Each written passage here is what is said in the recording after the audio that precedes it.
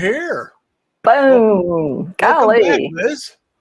It's January. Welcome back. So we're here with Author Adventure, the art and business of publishing. We're sharing our 5 secrets of publishing and being successful and how to become a best-selling author. And this is episode 24. And in just a minute, we're going to be talking with author Timothy Lewis. And Tim is a longtime friend of mine. We grew up together, and so I'm very excited to have him on here in a minute. But before we do that, I think Russ is going to share with us maybe something related to technology.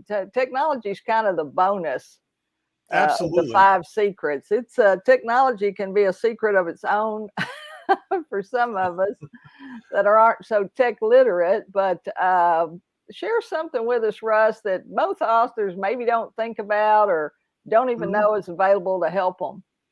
Well, you know, we mentioned many times on the show before, Liz, about the idea that, you know, when you're thinking about launching a book or you're writing a book or you have a manuscript already in place, there's a lot of elements that you have to think about as far as the promotion of this work that you've completed. And what we really want to encourage authors to think about and consider is how you can grow your community. And right now, as you know, we're on social media, we're online, we're actually connected. And, you know, like Zoom sessions last 2 or 3 years have been very prominent. And it's really important for us to remember how to use these elements to encourage and communicate and share the information that we're looking to produce results with. There's so many opportunities out there with technology to be able to build a community and connect with relationships. And, you know, I share this on a regular basis on other shows and online. But if you're on Facebook and you build a community, make sure that you're engaging with your audience, make sure that you're connecting with your audience.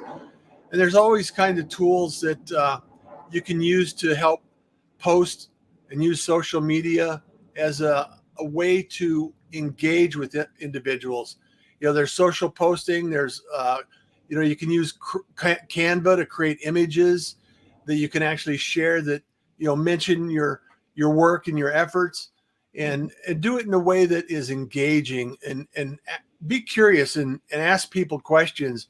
When you're out there. Don't be scared. Don't be scared of the technology. Don't be overwhelmed by the technology. You know, maybe just choose one thing to start with. You know, you don't have to be on everything at first. You know, just pick one thing and get started and start building that community, because that's what happens. People wait until they get the manuscript or till they publish, and then they're trying to figure out who they're going to sell to, who they're going to market or promote to. And if you've been doing that a little bit early, you know, in the game, even while you're writing, that'll be great. So thanks, Pete, for joining us. Yeah, Pete. He's from across the water and a great musician and creates a lot of music. So thanks, Pete, for joining us today. Fabulous, fabulous. All right. So we have this episode 24, like I mentioned, and so get your tech in line. If you have questions about that, you always can call Russ. You can email. You can follow him on LinkedIn. You can follow our Author Adventure. Yep. And so go and do that. Subscribe to our YouTube channel or follow us on LinkedIn or Facebook, and then you'll get notified when we have a show like this. But let's get to it. So our author today is Timothy Lewis, and Timothy's a Christian fiction novelist, basically. And so, you know, we talk children's book, nonfiction, and fiction every once in a while. But I think fiction's the most challenging. So, Tim, welcome to the show. Hey, thanks, Liz and Russ. Great to be here. It's always great to have authors come in and share information about their journey and what they're up against and some of the things that prompted their beginnings and why they started writing in the first place. So love to hear your story and look forward to sharing it. I started my journey as an agriculture major in college, and my senior year, I decided I was majoring in the wrong thing and changed to music of all things. Oh, wow. Yeah, and All right. I was really interested in performing, and I was in the spring musical. And one day I thought I wrote a little music, played the piano, and I thought I bet I could write something. And so I teamed with a lady, and we wrote some musicals together, and we did those all over Texas and around the Southwest. And then after that, I thought, I'd like to try my hand at writing a novel, but I didn't know what I was going to write.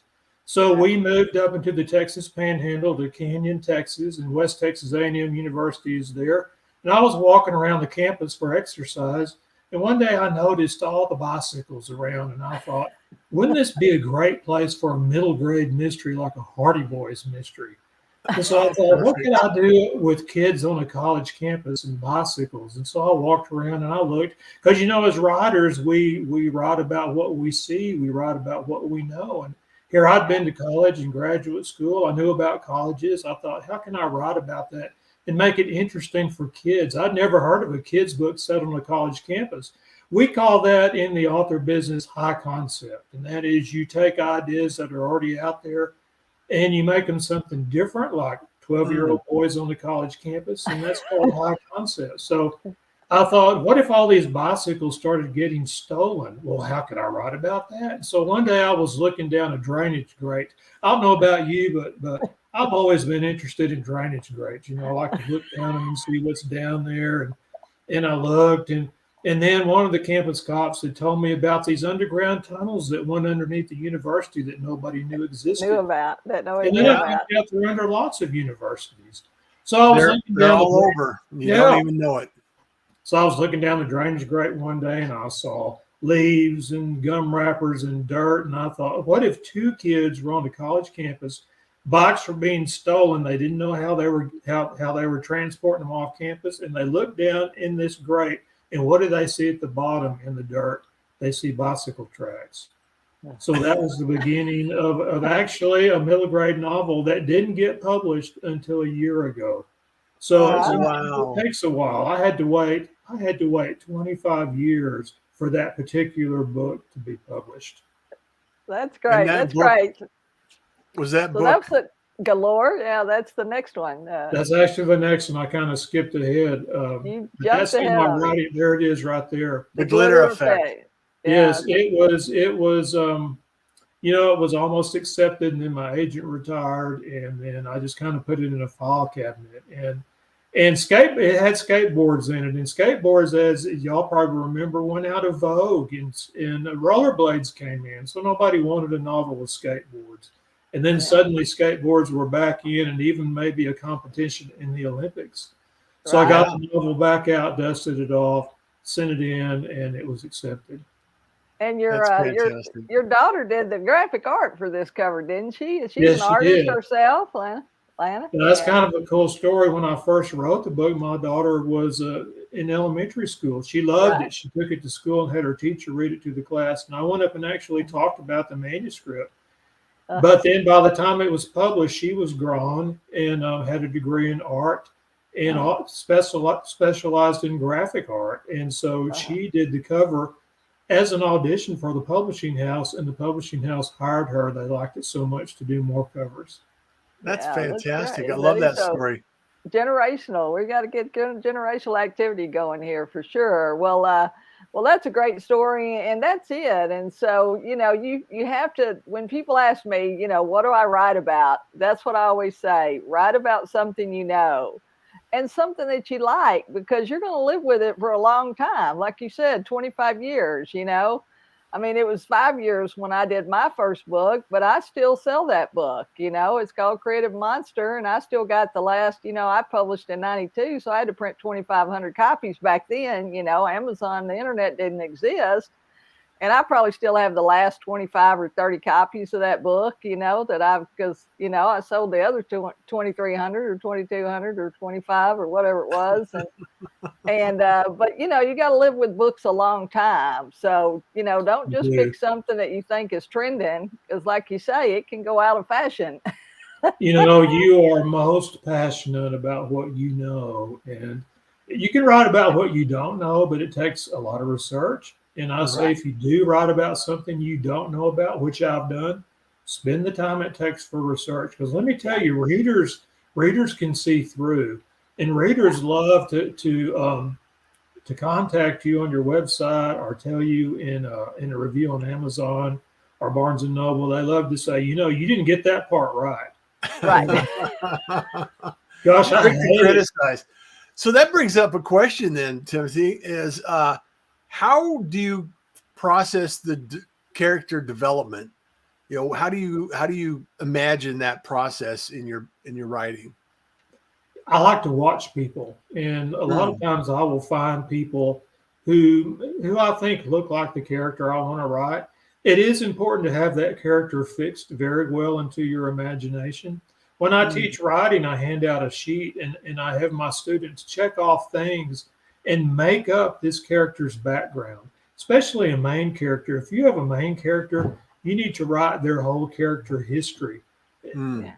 Make up who their grandparents were, where they grew up, their whole backstory. Because one of the things that gives characters depth is to know their backstory. You may not ever use that in your novel, but believe me, it comes through in your voice and in your writing if you really know who you're writing about.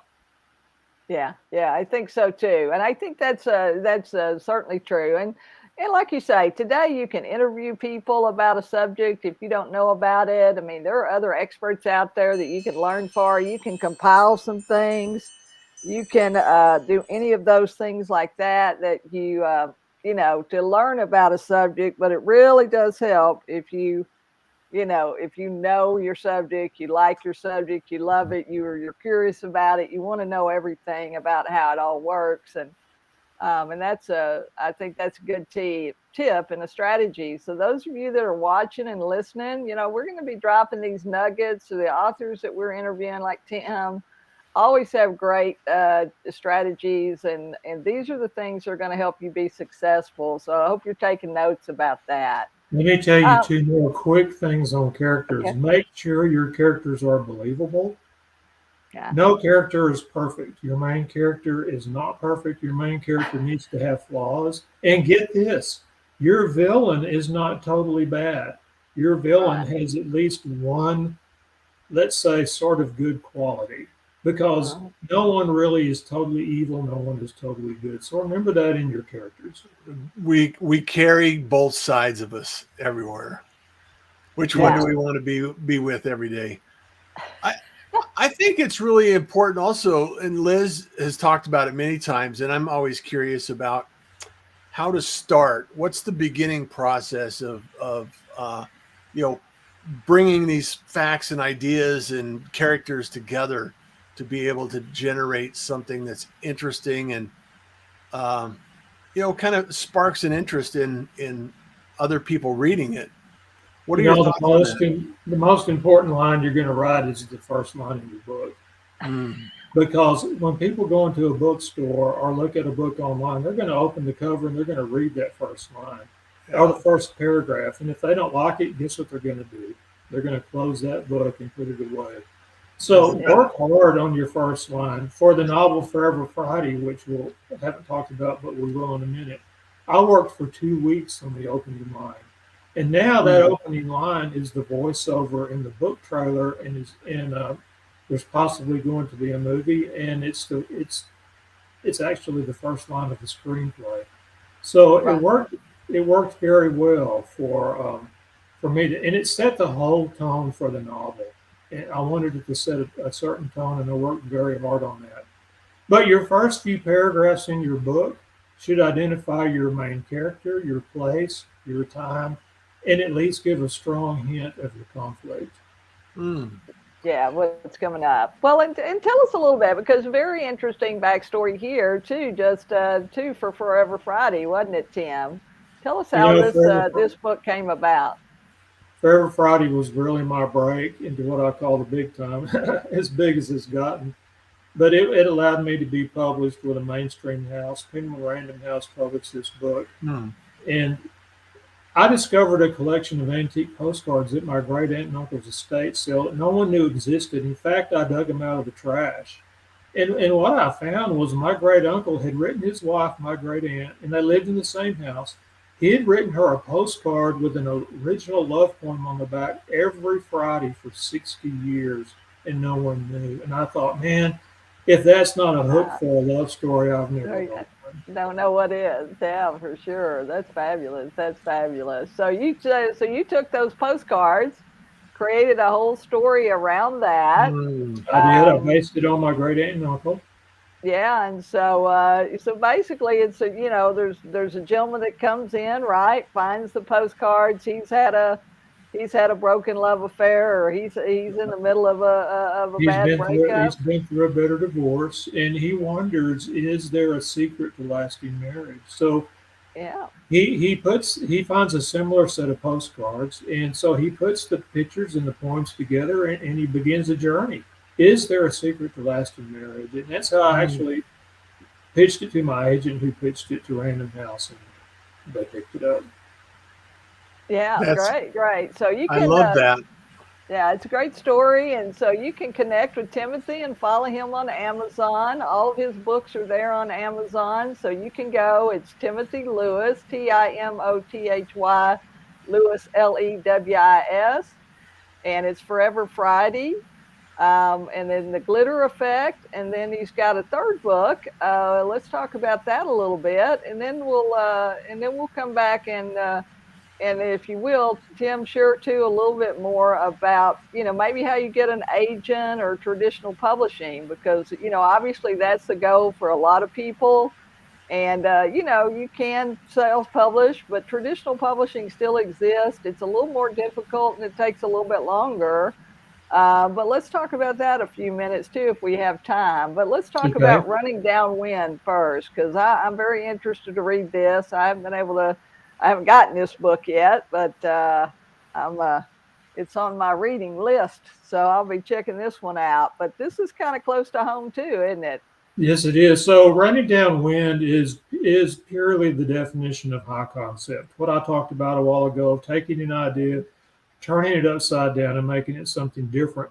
I write a lot about Texas, and so I thought, what in Texas, what in my lifetime in Texas happened that is memorable? Well, the first thing I remember happening, I was in the fourth grade.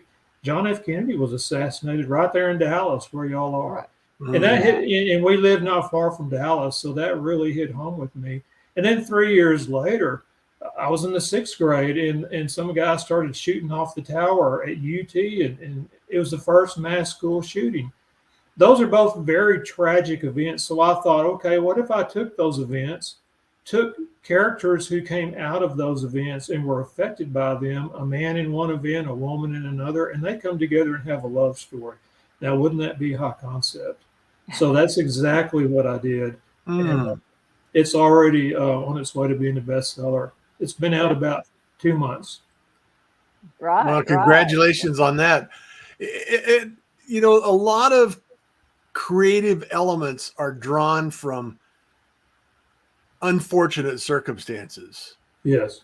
And if you look at it and some of the things that are developed, because it develops resiliency, and it develops tenacity and the ability to say, I'm not going to give up on this. And that's one of the things that we've talked about many times on the show is don't give up on your book, don't give up on your writing, don't give up on your dream. Continue to pursue it, even if it takes longer. It's still worthwhile investment of your time, because once you create something like that, it's there forever. It's a legacy. And if you stop and that it beats the alternative to producing this thing. And it's really nice to be able to say, I did this, and I can put it out there and I can share it with the world. So it's really great to see success stories like this. Well, And just absolutely. that And creative process too. Mhm. Just going through the process, Tim, don't you think that really stretches your mind and it stretches your Oh, I do. concept of what's possible?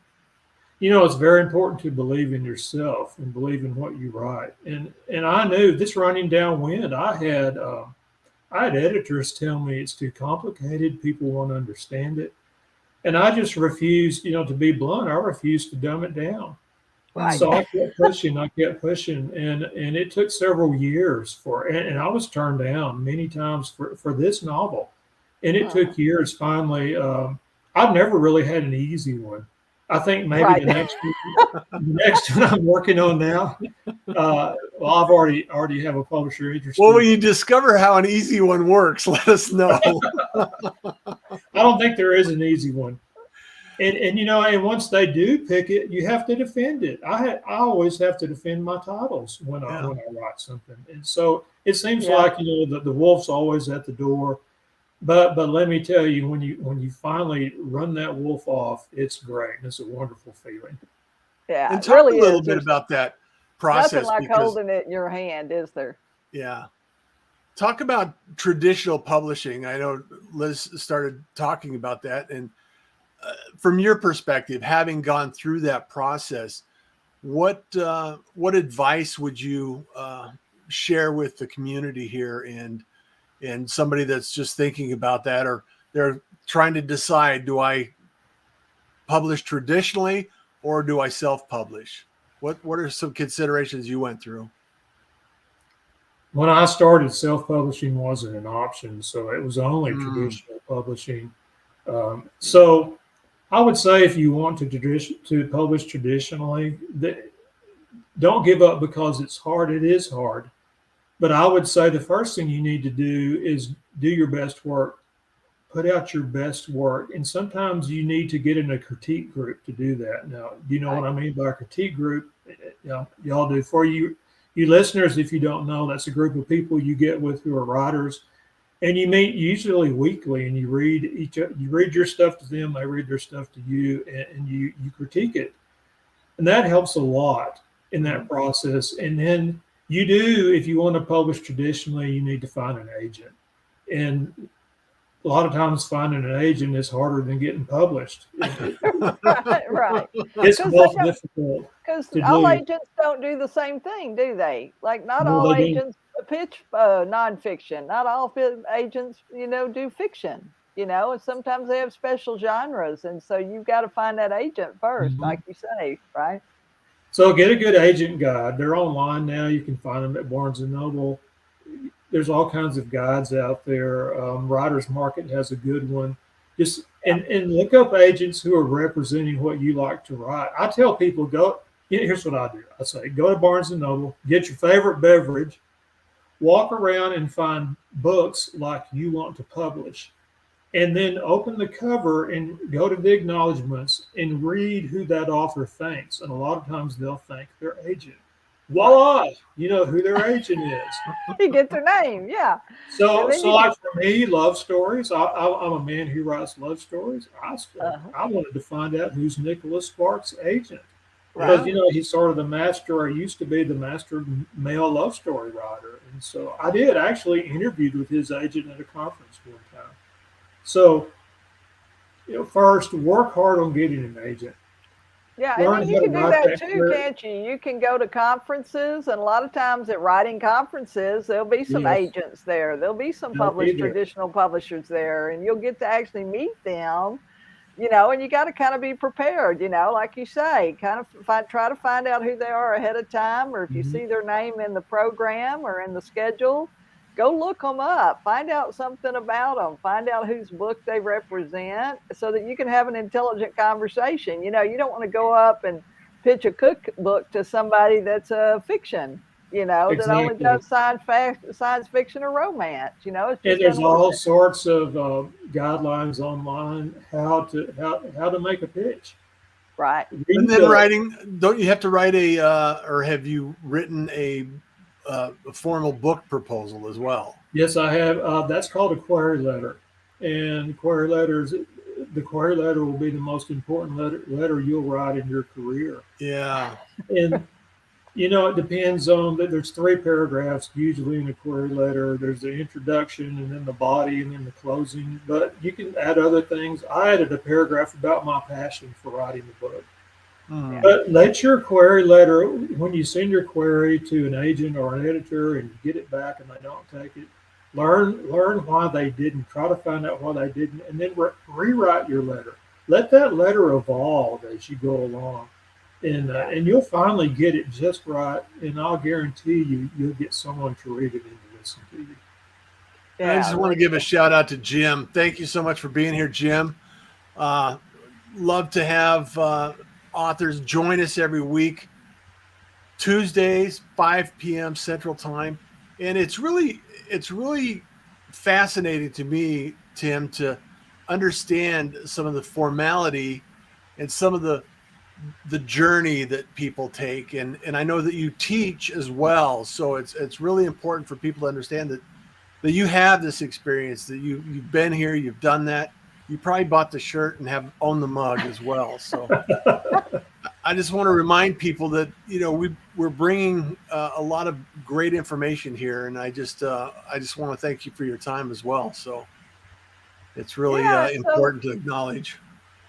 So Tim, if somebody, like you say, I know you teach writing classes, so that's another option too. People can go at not only at the university level, but obviously now there's a lot of publishing information online. There's really not anything you can't learn today yourself, but you got to make a decision. You got to decide, do you want to traditionally publish? Do you want to have, you know, complete control of everything? Or are there some things you're willing to give up, or you got to know what you're going to fight for? Like you say, sometimes they want to change your title. Sometimes they want to change the name of your character. And you can't just go with the flow and say, okay, whatever y'all want to do, just because you're so grateful somebody gave you a contract or an agreement. You learn to give and take. Yeah. You learn how to work with certain editors, and some editors are really tough and they don't want to bend very much. But you know, you as author have the ultimate say. You can always override them. But I try to give and take. I try to let them have some wins and me have some wins, and we all come out really good in the middle. But you reminded me of a story I want to tell you about when I taught writing and when I teach writing. Usually it's a night class and we meet for 3 hours. And so I would walk in, I'd let the students get there. I'd walk in, I'd write my name on the board, and I'd say, now we're going to, instead of taking 2 breaks, we're going to just take 1 break in the middle. And what I did tonight was I hired a pilot in a small plane to come down to the university here and fly me here. And we landed on the practice field. So during this, when we landed, I said, "Give me the keys," and I gave him $20, and I said, "Go get supper. I'll keep the keys for you." So I tell my students, so during the break, anybody who wants to go up and fly, I've got the keys. We'll go up and we'll fly around, around the town a little bit. And then I say, I've never flown a plane before, but I've ridden in a lot of them. So. How many want to go? So by that time they're kind of getting it. And so my point is, just because you've read books, it doesn't mean you can write them. And what you have to do, whether you self-publish, whether you traditional publish, you have to learn the rules. And there are lots of rules that you need to learn in order to write a book properly. Yeah, and that's what we tell people all the time. And there are a lot of moving parts to publishing, and it can be overwhelming. So you just got to take it a step at a time. Focus on the writing. Like you say, get started, figure out what you want to write about, and then share it, even whether it's an experience or it's characters or it's a place or a location that you love.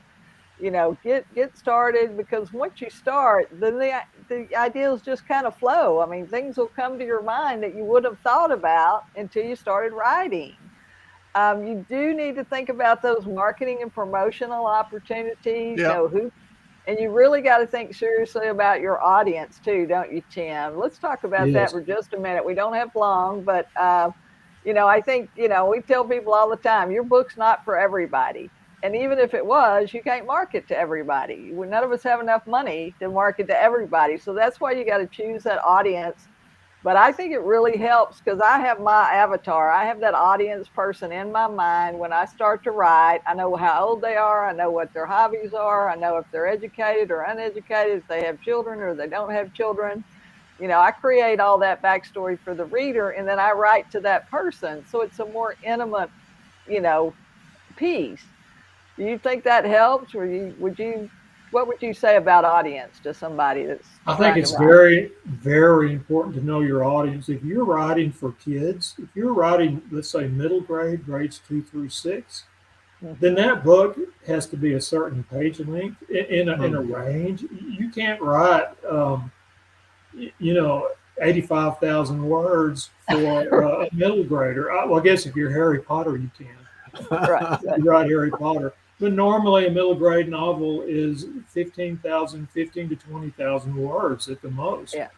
So you want to make sure you get the word count right. And then middle grade novels are written in single viewpoint. And what I mean is you're only looking through one set of eyeballs, your main character. They're rarely multiple viewpoint. But then you get up into young adult, which can be a longer word count. You can have multiple viewpoint in those, and there's just not a lot of difference anymore in young adult and adult. But the subject matter is different. But so learning point of view is very important according to what audience you're writing for and word count. What audience do you see taking interest in becoming authors? Is there a demographic that you see coming up and taking a little bit more active role in becoming writers? I see lots of college students who want to be writers. They have a little bit of a rosy view of it because they think, oh, I'm going to get to sit in my computer in my pajamas and write this novel, and it's going to instantly be a hit. And 1 in a million times that happens, but it doesn't very often. I see a lot of retired people who retire and they think, man, I want to write a novel before I die. And so they're not quite as rosy in their thoughts, but sometimes they are. And they think, I'm going to sit down and write this novel. And it's going to be a bestseller. It's just a lot of work, whatever age you are, whenever you do it. But I see, probably to answer your question, younger people and retired people. The people who are middle-aged and have to support their families don't have time really to think about writing a novel. Yeah. Makes sense for sure. Well, this has been a great conversation, and we've learned, and I've learned so much too, because like you say, I don't write fiction, so I haven't done as much study and I haven't done as much learning about that. And so I appreciate what you shared about character and about point of view. And like we say, if you want to get into writing, you want to be an author, you want to pursue this as a career, you can, but you got to learn it's a business. It's an industry, just like any other industry. And there are certain processes, there are certain rules, as Tim mentioned, that you have to learn about.